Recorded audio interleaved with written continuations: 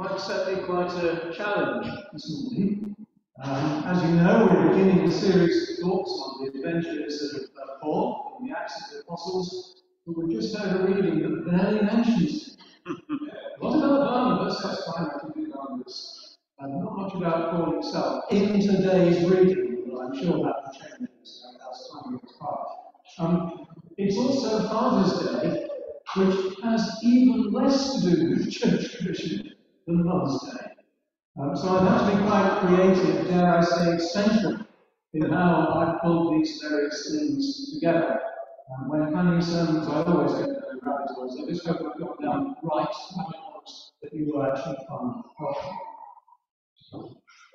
When the current tragic war broke out between Russia and Ukraine, I think a lot of British people, and I hope my Ukrainian friends don't mind me saying this, dug out their old school maps, atlases, and geography textbooks and so on, in order to find out exactly where it is.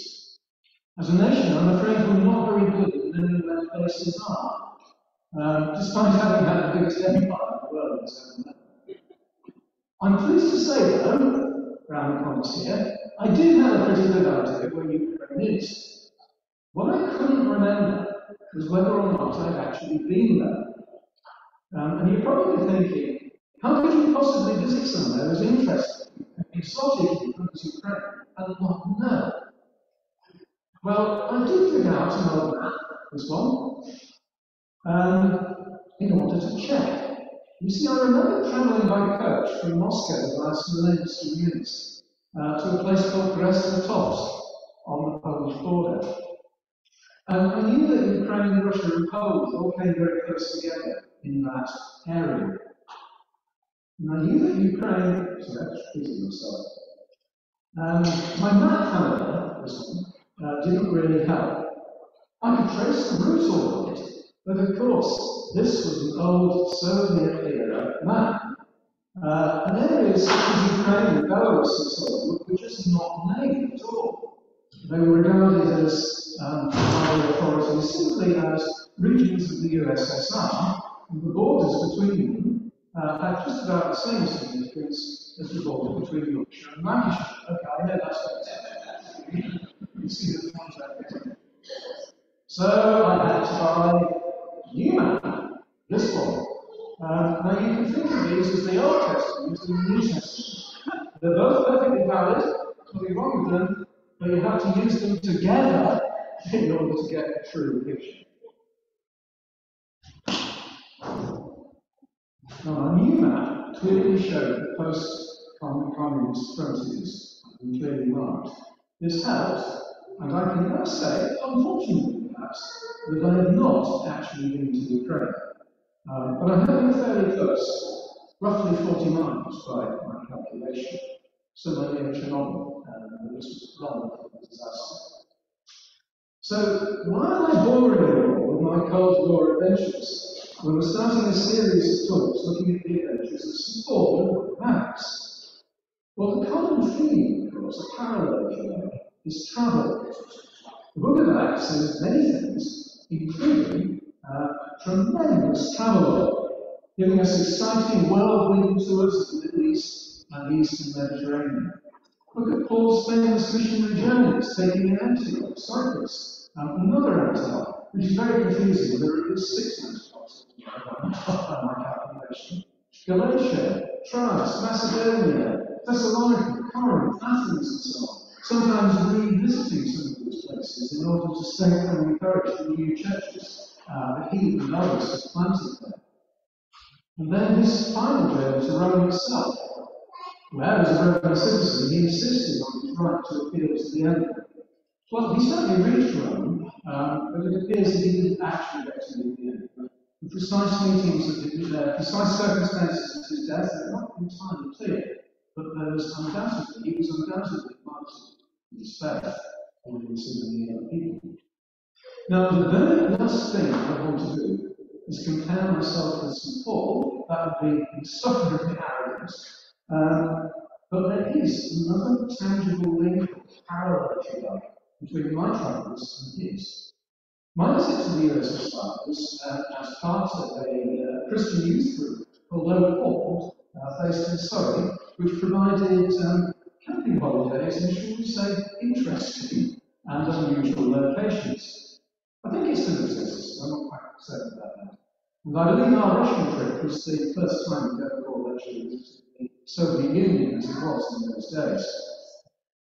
This, of course, was a time when Christians and members of other religions as well were persecuted with varying degrees of severity, depending on when you were there.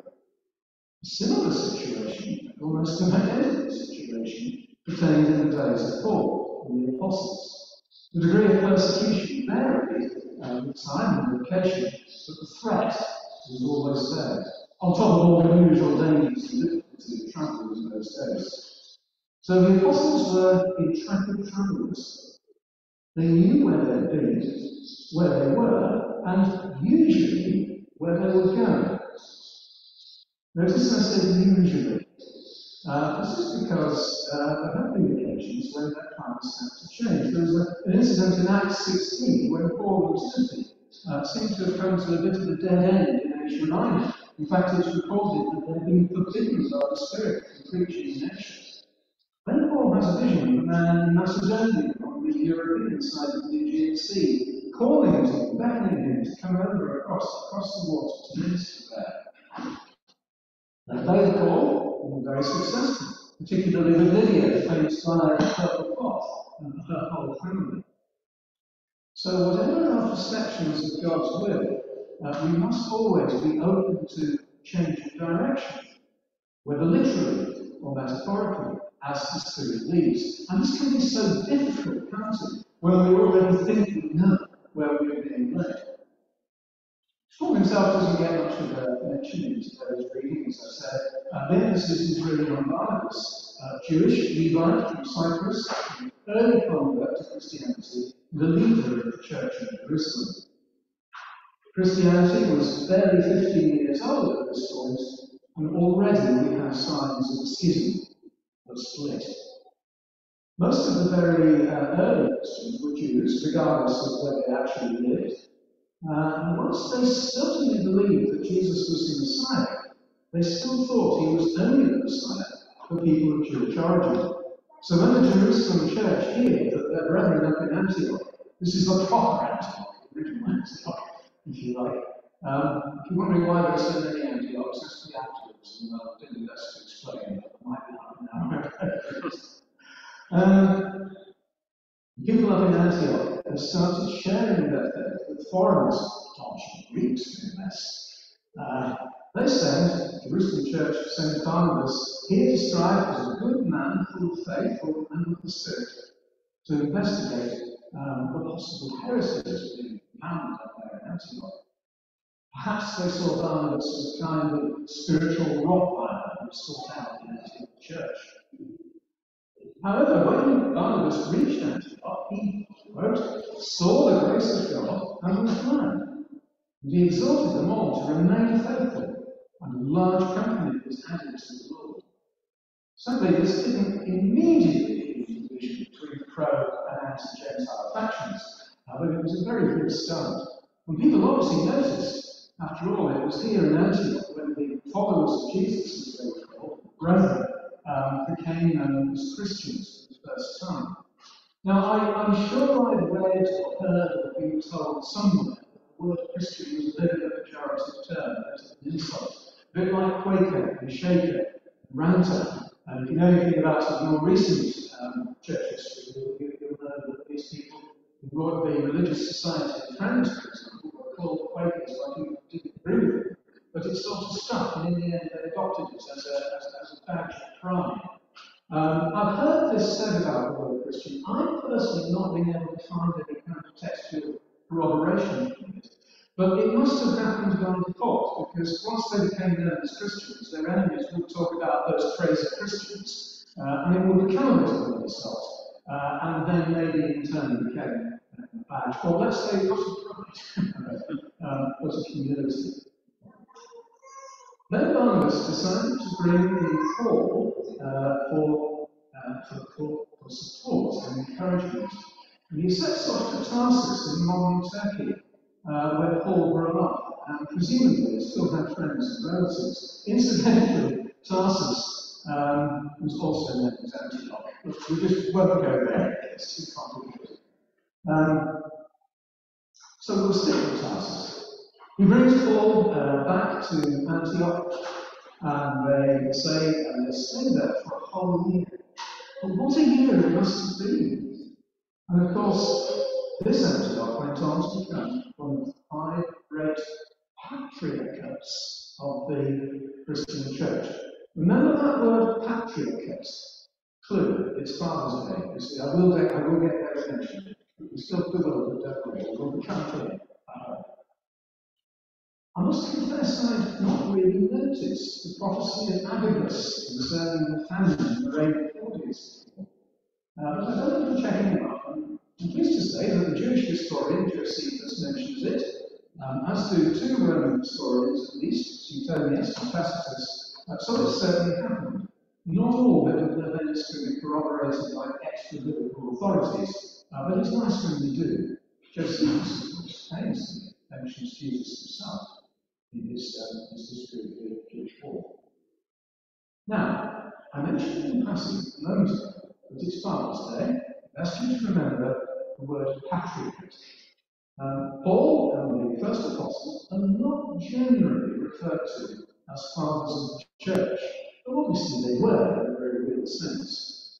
But the next few generations of early leaders and evangelists were, and still are, referred to as the early fathers.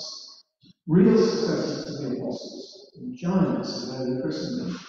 People like Cyprian, Tertullian, Polycarp, John Chrysostom, John Erastus, Cyril, Clement, Augustine, dozens more, mostly people who've never heard of. They have been somewhat neglected in the Reformed churches, despite the fact that the great Protestant reformers of the 16th and 17th centuries knew them intimately, knew them backwards, and frequently quoted them.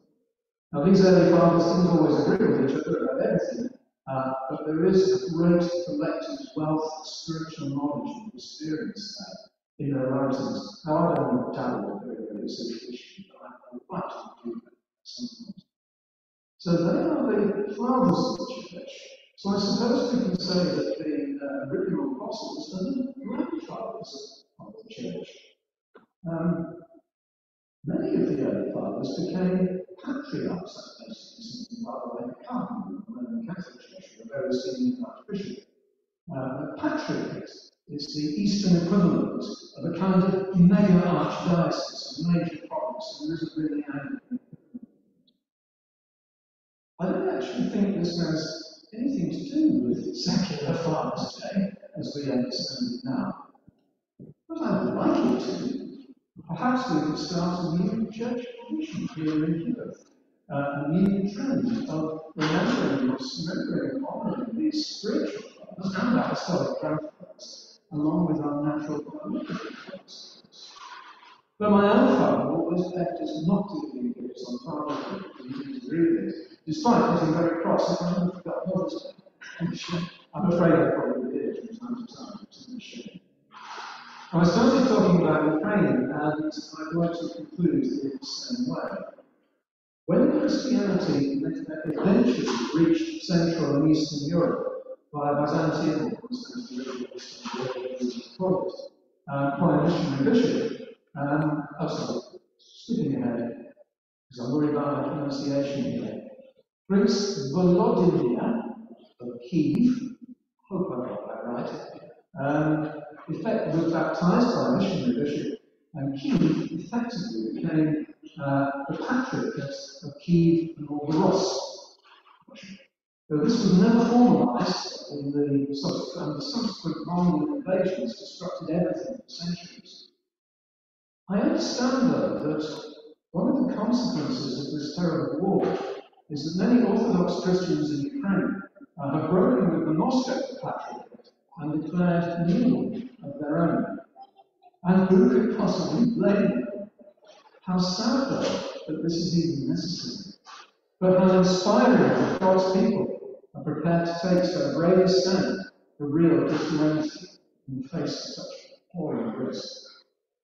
So I urge you to pray for Ukraine, and its richly varied Christian roots, the new patriarchate, the old Orthodox, the Eastern Catholics, and the Reformed churches and denominations of all kinds. Above all, pray that new apostles and fathers will rise up and proclaim the gospel of peace in this beautiful, historic, but deeply changed land. Amen.